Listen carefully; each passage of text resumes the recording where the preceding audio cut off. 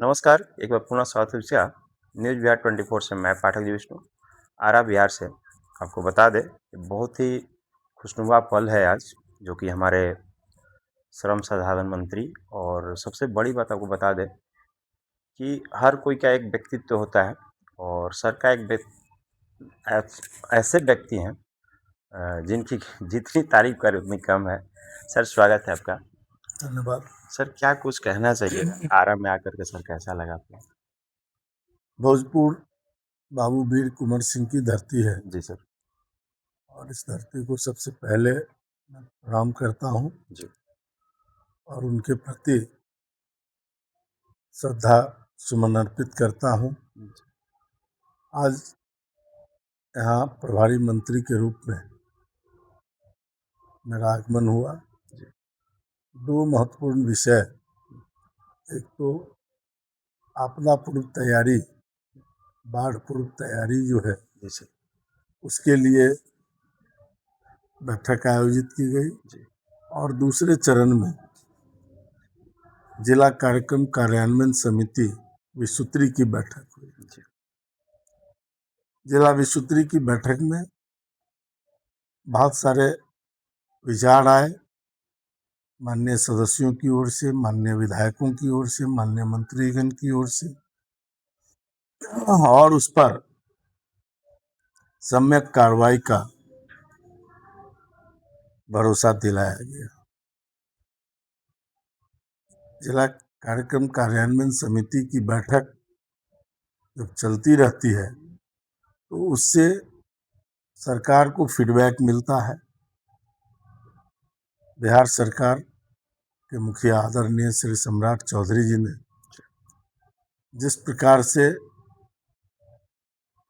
कुछ महत्वपूर्ण चीज़ों की ओर निर्णय लिया है, जैसे सबसे प्रमुख है कि अभी सहयोग शिविर के माध्यम से हम लोग जन समस्याओं को ले रहे हैं और सीधे पोर्टल पर वो अपनी समस्या डालते हैं और उसका निवारण होता है।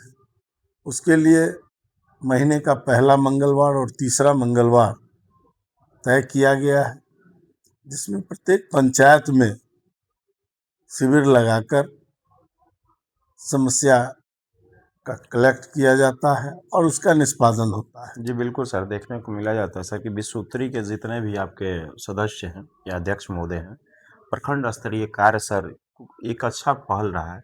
हम अक्सर सर गढ़हन्नी में, आरा में, जहाँ पर भी सर विसूत्री के कार्यालय हैं, वहाँ जाकर देखा हमने सर कि अपनी समस्याओं को विसूत्री सदस्यों के साथ बताना और विसूत्री सदस्यों का एक एक्शन लेना या फिर आपके जो भी आला हैं उन तक पहुँचाना एक अच्छा पहल है सर। तो सर कुछ ऐसा निर्देश भी दिया गया आज कि वैसे भी बेटर करना। नहीं, प्रमुख रूप से यह निर्देशित किया गया है जी। कि एक तो जो हमारे तटबंध हैं वो सुरक्षित रहें, उसके लिए जो आवश्यक उपाय हैं वो किए जाएं। दूसरा, जो कटाव रोकने के लिए जो काम चल रहा है उसको तेज गति से समय सीमा के अंदर पूरा करें। ये सोन नदी का इलाका है जी जी। और यहाँ बालू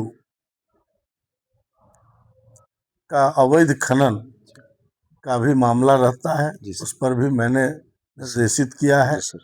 कि अवैध खनन को हर हालत में रोका जाए, जी। ओवरलोडिंग को रोका जाए और जो जाम की समस्या उसके कारण लगती है उस जाम के समस्या से भी आरा शहर को और इस भोजपुर जिले को निजात दिलाने के लिए ठोस उपाय किए जाए। उसके अलावे अभी किसानों के धान के बिचरा का समय है, समय किसानों तक उसका बीज पहुँचे, किसानों को उसका सीधा लाभ हो, उस ओर भी हमने निर्देशित किया है। और इस प्रकार के कई अन्य चीज़ें, जैसे सबको नल का जल जो देने की योजना सरकार की है जी जी। उसको भी शीघ्र जहाँ कहीं भी उसमें कमियां हैं जी उसको दूर करके इस गर्मी के समय लोगों को पानी पीने का पानी उपलब्ध रहे। जी 30 जून तक जो भी आपदा का चापाकल निर्माण होना है उसका काम हो जाए पूरा। इन सब निर्देशों के साथ जी आज की बैठक पहली बैठक थी, एक प्रकार से परिचयात्मक और समीक्षात्मक जी थी। जी तो इसलिए आज संक्षिप्त एजेंडा था। आगे से हम लोग फिर इसको और विस्तृत रूप से करेंगे और ज़्यादा से ज़्यादा समस्याओं का समाधान जी लोगों का हो सकेगा।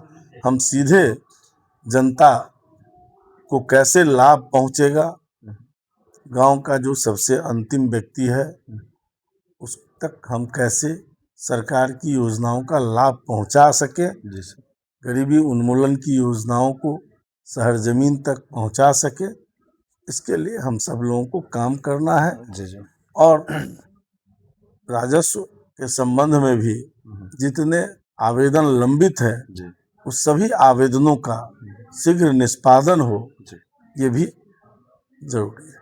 सर एक और चीज़ है सर, जैसा कि सर अभी आपने कटाव पर बात किया, कटाव के कारण ही सर एक बहुत हाईलाइटेड गाँव है सर, जवनिया गाँव।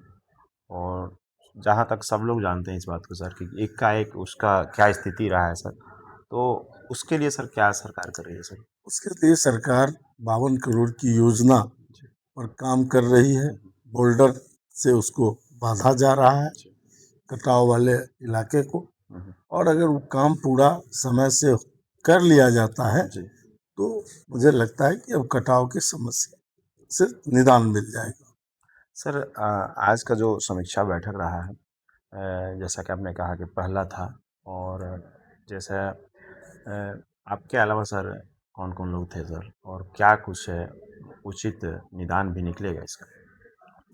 मेरे अतिरिक्त इस जिले के दोनों माननीय मंत्री, उच्च शिक्षा मंत्री और योजना विकास विभाग के मंत्री भी उपस्थित थे। जी सभी विधायक थे, विधान पार्षद थे। जी उसके अतिरिक्त विश्वत्री के सभी सदस्य थे, जिला के पदाधिकारीगण थे। सर जैसा कि एक और चीज़ है सर, इस एमएलसी के चुनाव में सर आखिर सरकार कहाँ चूक गई सर? देखिए, एमएलसी का चुनाव आजकल तकनीकी के ऊपर निर्भर करता है जी सर और कहीं न कहीं हमारी तकनीक कमजोर हुई और इसलिए हम चुनाव में कुछ वोटों से हम कम रह गए। काफ़ी चंद हमारा वोटों से सर। हाँ, और एक और बात है सर, जैसा कि आप ही के पार्टी के हमारे एक मनोज उपाध्याय जी हैं, और एकाएक निर्दलीय चुनाव लड़ जाता है, क्या पार्टी के लिए सर मायने रखता है? देखिए ये सब कोई विषय बहुत बड़ा नहीं होता है। जी सर हर चुनाव में कुछ लोग निर्दलीय लड़ते हैं, जी सर उसके बावजूद लोकतंत्र में हम लोग जीत कर आते हैं। जी तो ये बहुत बड़ा विषय नहीं होता है, उसको पार्टी देखेगी। अगर मेरी पार्टी के लोग कोई बगावत किए होंगे तो उसको पार्टी अपने स्तर से देखती है। सर युवा पीढ़ी के भी काफ़ी सर आपको आदर्श मानते हैं, या फिर कई नेताओं को आदर्श मानते हैं, तो युवाओं के लिए क्या संदेश रहेगा सर? क्या करना चाहिए ज़मीनी स्तर से, उन्हें क्या करना चाहिए, वास्तविक रूप से क्या करना चाहिए?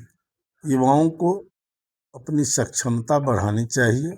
जी अब जो दौड़ है उसमें युवाओं को स्किल्ड होना पड़ेगा जी और जब हमारे युवा स्किल्ड होंगे, जी जो आजकल का उद्योगपति चाहता है, जो उद्योग चाह रहा है, जिस प्रकार का स्किल्ड हमको उस प्रकार का स्किल्ड देना पड़ेगा, जी तब जाकर वो रोजगार से जुड़ेगा।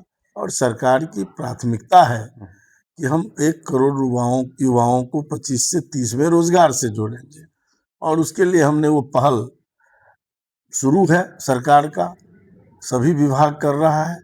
मेरे विभाग की ओर से भी अभी तुरंत हमने 25 से 27 तक में मेला लगाया, रोजगार मेला, और उसमें 10,882 युवाओं को सीधे रोजगार से जोड़ने का काम किया हेल्थ सेक्टर के जी अंदर। सर। एक और सवाल सर, कहीं न कहीं युवाओं के मन में रहता है सर, हर विद्यार्थी के मन में रहता है कि जॉब की बात करें सर, जैसा कि आपने कहा सर रोज़गार मेले लगे, तो क्या सर कुछ ऐसी वैकेंसी आने वाली है ताकि जो उम्मीद है बच्चों की वो पूरी हो? लगातार वैकेंसी आती रहती है। जी सर। शिक्षा विभाग में लगातार वैकेंसी आ रही है। शिक्षकों की बड़े पैमाने पर बहाली हुई है। पुलिस में बड़े पैमाने पर बहाली हुई है। लेकिन सरकारी नौकरी से केवल युवाओं को रोजगार नहीं हो सकता है। सरकारी नौकरी 1 से 2% ही होता है।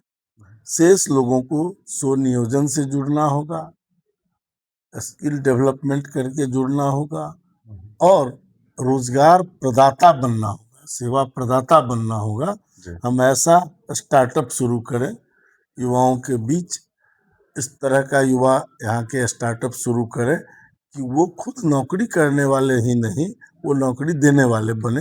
ये हम सबकी इच्छा है। बिल्कुल सर, ये चीज़ हो भी रहा है। बहुत बहुत धन्यवाद सर समय देने के लिए। आपको अवगत कर दें, हमारे प्रभारी मंत्री जी ने बहुत ये अच्छे शब्द कहा है कि आप केवल जॉब के चक्कर में अपनी उम्मीदों को तोड़े नहीं, एक अच्छे नागरिक के नाते आप खुद भी अपने आप को ऐसा डेवलप करें ताकि आप किसी को रोजगार भी प्रदान करें। जय हिंद। मैं पाठक जी विष्णु।